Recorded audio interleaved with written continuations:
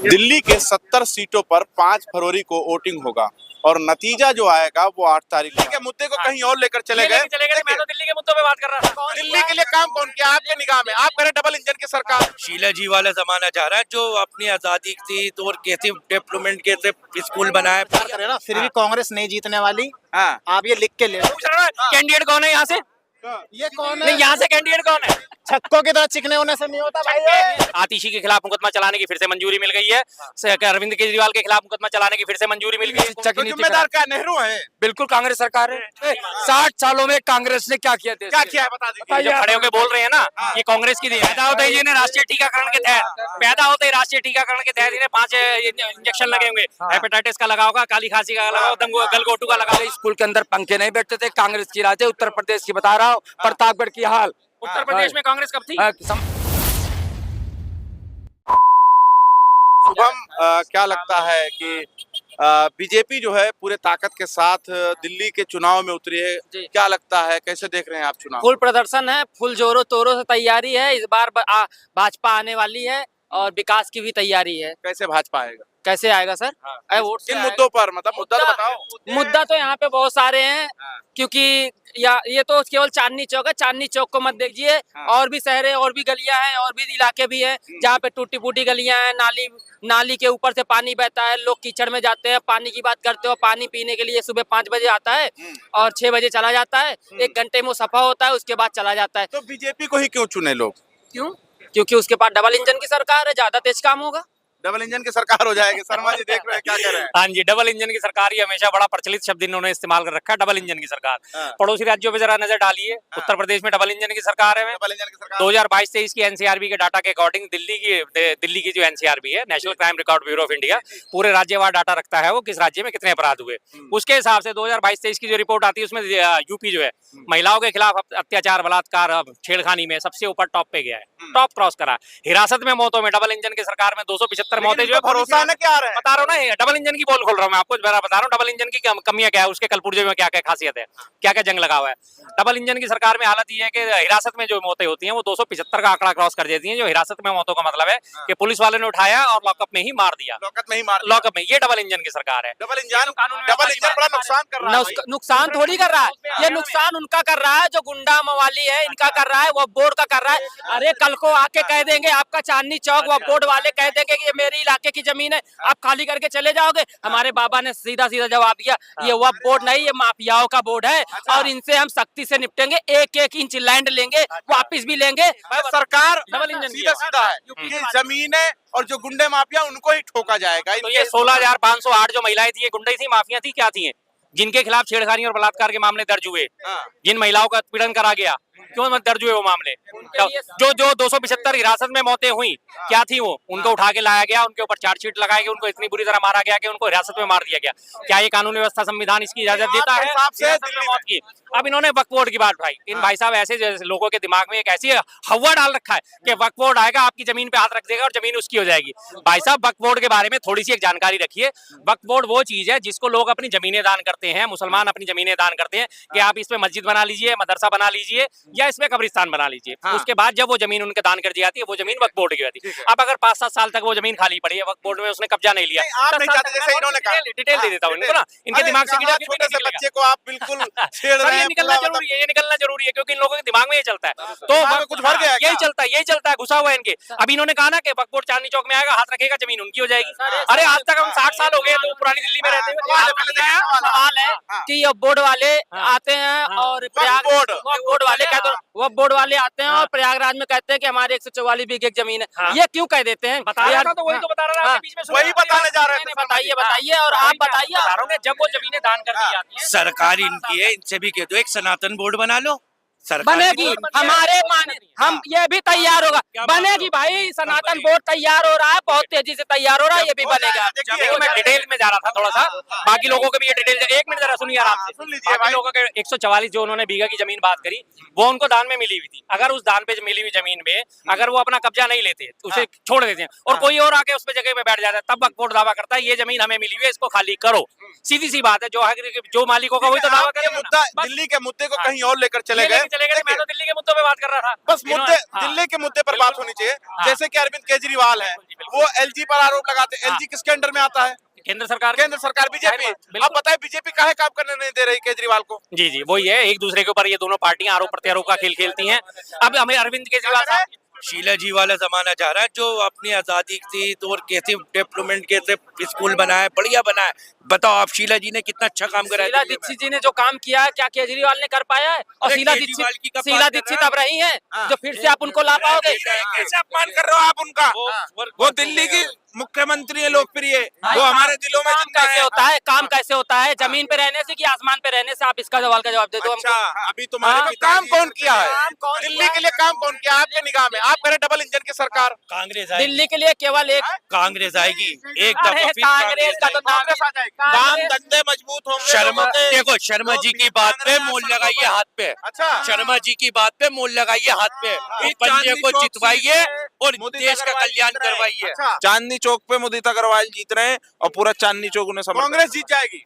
भैया उनके फादर ने विकास और करा है। मटिया मेल से हमारे आसिम भाई जीत रहे हैं। हाँ, मटिया मेल से हमारे कांग्रेस से हाँ, हाँ, कांग्रेस सरकार जब शीला दीक्षित थी 3 मुद्दे पे, शिक्षा, स्वास्थ्य, हाँ, न तो कांग्रेस 15 साल तक न तो शिक्षा सही रही दिल्ली की, हाँ। न स्वास्थ्य सही रही, हाँ। और वही मुद्दा लेकर दिल्ली के अंदर केजरीवाल आए थे। केजरीवाल आए। केजरीवाल साहब आए थे, जो बोले थे जन लोकपाल बिल हाँ। पहली कैबिनेट में पास कर दूंगा। हाँ। 10 साल हो गए, अब तक नहीं जन आया। जन लोकपाल बिल पारित नहीं हुआ। हाँ। और कांग्रेस अभी फिर कह रहे मुझे दिल्ली दे दो। कैसे दे दें दिल्ली? आप दिल्ली में 15 साल में शीला दीक्षित जी ने विकास तो किया था, ये मानेंगे।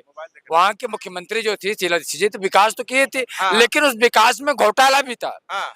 कॉमनवेल्थ गेम का अब इनके घोटाला। सवाल का जवाब बिल्कुल। दीजिए शर्मा जी। अब ये मैं इनसे घोटाले की बात करते हैं, उन्होंने आरोप लगाया। घोटाले में मत आइए, किन मुद्दे पर केजरीवाल आए थे पहले उसका जवाब दीजिए। केजरीवाल इन्होंने खुद ही मुद्दे बता दिए। जन लोकपाल लेके आएंगे, आज तक 10 साल में आ गया जन लोकपाल? नहीं आया ना। खुद भ्रष्टाचार के आरोप में खुद अंदर हैं, अभी जेल काट के आए हैं। आतिशी के खिलाफ मुकदमा चलाने की फिर से मंजूरी मिल गई है। अरविंद केजरीवाल के खिलाफ मुकदमा चलाने की फिर से मंजूरी मिल गई है कोर्ट के थ्रू। सीबीआई को, ईडी को, दोनों को मिल गई है। मनोज सिसोदिया, सत्येंद्र जैन, जो है ये लोग जमानत पे बाहर थे, अब इनके खिलाफ फिर से मंजूरी मिल गई है, फिर दोबारा से जेल में होंगे। अब ये भ्रष्टाचार खत्म करने आए थे, जन लोकपाल लेके आ रहे थे। एक हमारे अन्ना हजारे साहब भी बैठे थे, आंदोलन करा था उन्होंने जबरदस्त, लोगों को बरकरार दिया। आज कहा है अन्ना हजारे साहब? बीच बीच में नमूदार होते हैं, कुछ 2-4 बातें छोड़ दें और गायब हो जाते हैं। जन लोकपाल कहा है साहब? और भ्रष्टाचार की बात करी इन्होंने, भ्रष्टाचार के मुद्दे को लेके आए थे। नहीं, ठीक है, दिल्ली कैसे कॉमनवेल्थ जीतेंगे? कॉमनवेल्थ के दिल्ली कैसे जीतेंगे? देखिए, कहाँ है वो कॉमनवेल्थ? र्यूमर। भाई साहब इस बार दिल्ली दिल से जीतेंगे इस बार। लेकिन सवाल सबसे बड़ा क्या है कि सवाल ये ज्यादातर र्यूमर फहराया जाता है कि जहां पर बीजेपी कमजोर होती है वहां लोकल पार्टी को मजबूत कर देती है। पार्टी को तो कैसे क्या करें? बीजेपी तो खैर सपोर्ट करने वाली नहीं है आम आदमी पार्टी को, और अगर सपोर्ट कर भी दे तो भी कोई फर्क नहीं पड़ता। कांग्रेस वो चट्टान है जिससे कोई नहीं टकरा सकता, सीधी सी बात है। लेकिन बैटिंग दे देती है ना। हाँ, बैटिंग दे देती है। बैटिंग देते रहे, कोई बात नहीं। इस बैटिंग में करने में हमारे कांग्रेसियों को छक्के उड़ाने आते हैं। आज के कोई कच्चे खिलाड़ी नहीं है कांग्रेसी। ठीक है, वक्त बदलता, कभी कभी हालात बदल जाते हैं। दो बार साफ से मैं आपको बता दूं, कांग्रेस क्या इतनी ईमानदार पार्टी है। कांग्रेस देश की 70 साल तक हुकूमत चलाई शर्मा करने के लिए। सबसे ज्यादा हाँ, अरे 65 साल और लेके 65 साल, एक मिनट सुनिए। अब 70 से 65 में आगे 65 बीच भी आएंगे। कोई बीजेपी 60 ही मान लो तो तुम्हारी बात पे, 60 सालों में कांग्रेस ने क्या किया देश क्या के? किया है बता दीजिए। बताइए जो आप। खड़े होकर बोल रहे हैं ना, ये कांग्रेस की देन है। पैदा होते ही इन्हें राष्ट्रीय टीकाकरण के तहत राष्ट्रीय टीकाकरण के तहत इन्हें 5 इंजेक्शन लगे होंगे। हेपेटाइटिस का लगा होगा, काली खांसी का लगा होगा, गलगोटू का लगा होगा, खसरे का लगा होगा, पोलियो का लगा होगा। आज खड़े हुए बात कर रहे हैं, इनकी ये बात का जवाब नहीं। अरे बात तो सुन लिया करो, पूरी सुन लीजिए भाई। पूरी बात तो सुन लिया करो। आज जो खड़े होकर बात कर रहे हो ये कांग्रेस की देन है। अगर थोड़ा बहुत भी पढ़े लिखे, 2 5वीं 10वीं कितने पढ़े हो? आप कितना पढ़े हैं सर? मैं मुझे तो आप graduate बताओ। हूँ। मैं भी ग्रेजुएट हूँ। आप ग्रेजुएट हो? इलाहाबाद से। इलाहाबाद से। इलाहाबाद। किसके राज में बने थे? किसके राज्य? मुलायम सिंह थे। मुलायम सिंह थे। कौन सा कॉलेज है? हाँ, कौन सा कॉलेज है? अपना कौन सा? गुरु गोविंद सिंह कॉलेज कब खुला था? कब खुला था? आप बताओ। अरे आप बताओ। मुलायम सिंह के राज में नहीं, कांग्रेस के राज का सुने, सुने सुने, यूनिवर्सिटी का नाम नहीं याद है, ये पूछना चाहते हो। व्हाट्सएप नहीं है, ग्रेजुएशन कांग्रेस की। सुनिए, ये कह रहे, चलो मुझे याद नहीं, मैं इसको सुनिए, पढ़ाई किया आपको तो पता नहीं है।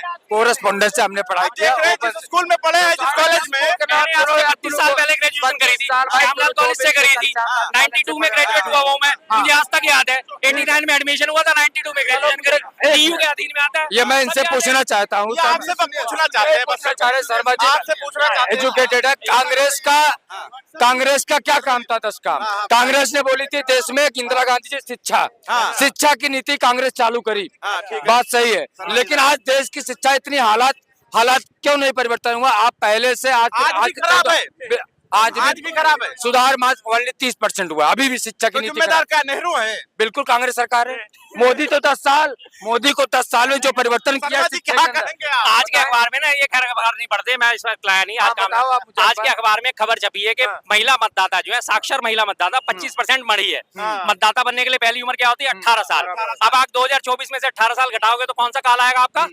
कौन सा काल आएगा? मनमोहन सिंह जी का काल आएगा, जिसमें उन्हें 25% महिलाओं को स्कूल में एडमिशन कराया गया था राइट टू एजुकेशन के तहत, जिसके तहत उन्होंने पढ़ाई लिखाई करी, 18 साल को अपनी उम्र पूरी करी और आज वो मतदाता बनी है। मान ही नहीं करे, आज भी नहीं सुधरा है। फिर ये क्या मान ले तो फिर इनको मैं बात इनकी करो। बात मान रहा हूँ, कांग्रेस चलो इनकी बात मान ही ली, लेकिन कांग्रेस की आप कमियां बताइए। ये बताइए कि जिस राज्य में कांग्रेस की राजीव गांधी जी कंप्यूटर के जनक कहे जाते थे, राजीव गांधी जी कंप्यूटर, लेकिन वही कांग्रेस सरकार रही 2012 तक। क्यों भारत में 12 तक की 14 तक? 14, अरे वही 13 में सुने बोल नहीं जाते हैं, 12-13 तक।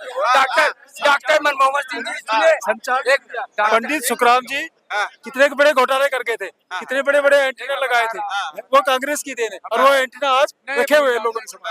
बताइए आप सुने मैं भैया ये पूछ रहा हूँ, इस कांग्रेस के तो सब किया।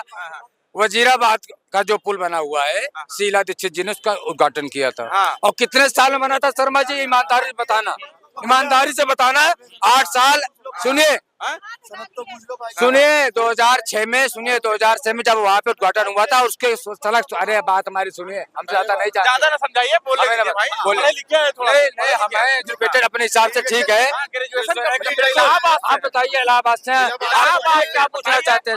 शर्मा जी से पूछे 1900। मैं पूछ रहा हूँ आखिरी एक सवाल। सुनिए 1900 का बात पढ़े लिखे बाबा भीमराव अम्बेडकर साहब को भारत रत्न का सम्मान क्यों नहीं दिया 1954 में? जब सुनिए कांग्रेस ने जहाँ देश में जो विभिन्नता की राजनीति फैलाई। मैंने आखिरी एक सवाल ही तो पूछा, जवाब तो दे रहे थे। आप पढ़े लिखे हो ना, आपने कहा जो मर्जी मुझसे पूछो। पहली महिला मुख्यमंत्री कौन थी उत्तर प्रदेश की? हमें नहीं मालूम, आप बताओ। नहीं मालूम है, आप बताओ। हमें ये मालूम है कांग्रेस को हमने दिया 65 साल के लिए। कांग्रेस ने किया, जवाब दे दो। ये बता, शिक्षा पे काम किया कांग्रेस ने। राइट टू एजुकेशन किसकी देन है? अरे कितना एजुकेशन था आपके इंडिया में? सरकारी स्कूल में कितने अध्यापक जाते थे पढ़ने के लिए? भाई अध्यापक पढ़ने क्यों नहीं जाते थे अध्यापक पढ़ाने के लिए बच्चों को? आप बताइए सर। दिल्ली के अंदर भाई साहब, अगर हमारे देश में शिक्षा सही हो जाए तो बाहर, अरे सुनिए अंकल जी, शिक्षा सही हो जाए तो लोग एजुकेटेड हो जाए। लेकिन कांग्रेस के राज्य में टीचर जो थे वो आते नहीं थे स्कूल के अंदर में। अच्छा, आप गवर्नमेंट सुने, शिक्षा की नीति आज 10 सालों में पहले स्कूल के अंदर पंखे नहीं बैठते थे। कांग्रेस की राज है उत्तर प्रदेश की, बता रहा हूँ, प्रतापगढ़ की हाल। उत्तर प्रदेश में कांग्रेस कब थी? समझ सुनिए, पूरे भारत में तो दिया था कांग्रेस। दिल्ली की बात कर रहे हैं। कांग्रेस कब थी? या मैं कह रहा हूँ मनमोहन सिंह रुक जाइए। यमुना जी को एक बात बोलना चाहूंगा आपके दिल्ली के यमुना जी के बारे में कि ठीक है, सुनिए आखिरी सवाल का जवाब। तेरी जुल्फों में मैं यूं खो जाऊं कि लखनऊ का यमीनाबाद बन जाऊं। तेरी जुल्फों में मैं यूं खो जाऊं कि लखनऊ का यमीनाबाद बन जाऊं। अरे यमुना बनकर कब तक निहारूं ताज को, एक छोटी गंगा मिले तो मैं भी प्रयागराज बन जाऊंगा। ठीक है। अब इन्होंने बड़ी तारीफें कर दी। अब भाई साहब, गंगा 2014 में मोदी जी गवर्नमेंट ने आती क्या कहा था? 2020 तक गंगा साफ हो जाएगी। और 2020 से पहले हमारी जल संसाधन विकास मंत्री थी उमा भारती, उन्होंने कहा कि अगर 2020 के आखिर तक गंगा साफ नहीं हुई तो मैं जल समाधि ले लूंगी। अभी तक नहीं। अब वो तो बता रहा हूँ ना क्यों नहीं ली। अब उसके बाद क्या हुआ, जब वो 2020 का एंड आ गया, उनसे पूछा ये आज गंगा साफ तो हुई नहीं, आप जल समाधि कब लेंगी? कि अब तो मैं मंत्री थोड़ी, अब तो मैंने मंत्रालय छोड़ दिया, अब मैं जल समाधि क्यों नहीं? ये इनके हालात हैं। तो क्या ये बात कर रहे हैं इस मुद्दे पे? सर हमारे गंगा यमुना सरस्वती में 40 करोड़ ना कम से कम 20 प्लस की ऊपर कंट्रियों में इतनी आबादी नहीं है। 40 करोड़ प्लस लोग गंगा में डुबकी लगाने चल रहे हैं और हमको लगता है ये भी आंकड़ा पार हो जाएगा। बिल्कुल है, जल्दी जल्दी बोल, कभी कापसेड़ा बॉर्डर छूट गया हमारा। नहीं जल्दी। हम चांदनी चौक में मौजूद थे, यहाँ पर बात कर रहे थे। आप क्या सोचते हैं जरूर बता दीजिएगा। देखते रहे 24 तक न्यूज।